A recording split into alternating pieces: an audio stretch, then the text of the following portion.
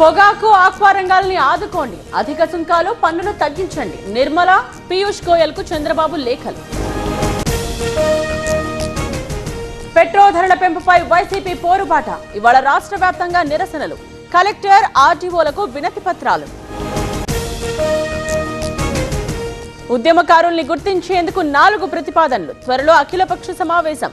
పార్టీల అభిప్రాయం తీసుకోవాలని నిర్ణయం.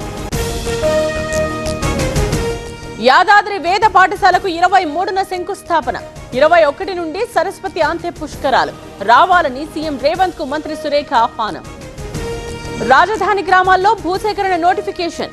ఇవాళ గుంటూరు కలెక్టరేట్ కు రైతుల అభ్యంతరాలు. ఏపీలో ఆర్టీసీ కార్మికుల ఆందోళనలు. సంస్థను ప్రైవేట్ పరం చేయొద్దని డిమాండ్. ఇవాళ కలెక్టర్స్ కు మెమోరాండాలు.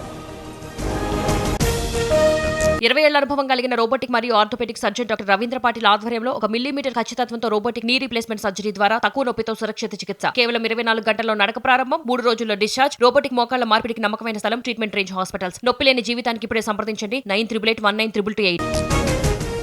ఎలక్ట్రిక్ బస్సుల వల్ల సంస్థ ప్రైవేటీకరణ కాదు, ఉద్యోగులకు ఎలాంటి నష్టం లేదు.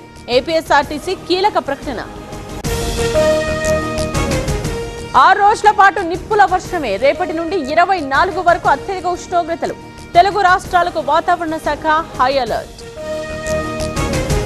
2 నెలల పాటు ఫీడ్ ధరలు పెంచొద్దు. ఆక్వా రంగ సమస్యల్ని పరిష్కరించాల్సిందే, లేదంటే కార్యాచరణ ప్రకటిస్తామన్న రైతులు.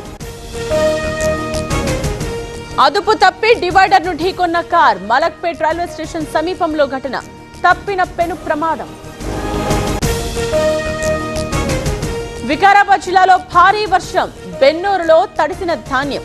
ఆందోళనలో రైతులు.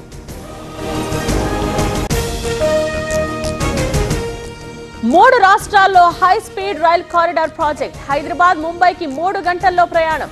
సిద్ధమైన డిపిఆర్. నంద్యాల జిల్లా శ్రీశైలంలో భక్తుల రద్దీ. దర్శనానికి 4 గంటల సమయం. భక్తులకు ఇబ్బందులు కలగకుండా ఏర్పాట్లు. స్వీడన్ దిగ్గజ కంపెనీలతో మోదీ చర్చలు. భారత్ లో పెట్టుబడులు పెట్టాలని ఆహ్వానం. యువరాణి విక్టోరియా ప్రధానితో భేటీలు. నేడు కేరళ సీఎంగా సతీశన్ ప్రమాణం. తిరువనంతపురంలో భారీ ఏర్పాట్లు. హాజరు కానున్న రేవంత్, భట్టి. ఒడిశా కేంద్రపడ జిల్లాలో విషాదం. కర్బూజా తిని 5గురికి అస్వస్థత. బాలుడు మృతి, మిగతా వారికి సీరియస్. సుప్రీంకోర్టు జడ్జిల సంఖ్య పెంపు. 34 నుండి 38కి పెంచుతూ ఆర్డినెన్స్. ఉత్తర్వులు జారీ చేసిన Rashtrapati Bhavan. Neat paper leak కేసులో సిబిఐ దూకుడు. నాందేడ్లో అశ్విని కదం ఇంట్లో సోదాలు. 5 లక్షల చొప్పున పేపర్ అమ్మినట్టు గుర్తింపు. పేపర్ లీక్లపై ప్రధాని మౌనం ఎందుకు? విద్యాశాఖ మంత్రిని తొలగించరా? మోదీకి రాహుల్ గాంధీ సూటి ప్రశ్నలు. తమిళనాడు మధురైలో రోడ్డు ప్రమాదం. డివైడర్ ను ఢీకొన్న కారు. 5గురు మృతి. మృతుల్లో 3 మహిళలు.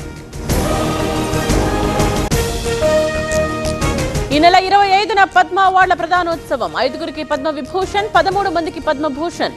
రాష్ట్రపతి చేతుల మీదుగా ప్రదానం. ఇవాళ ఐపీఎల్లో చెన్నైతో హైదరాబాద్ టీ. చెపాక్ వేదికగా సిఎస్కే కు చివరి మ్యాచ్. ధోని ఆడతాడా లేదా అన్న దానిపై ఉత్కంఠ.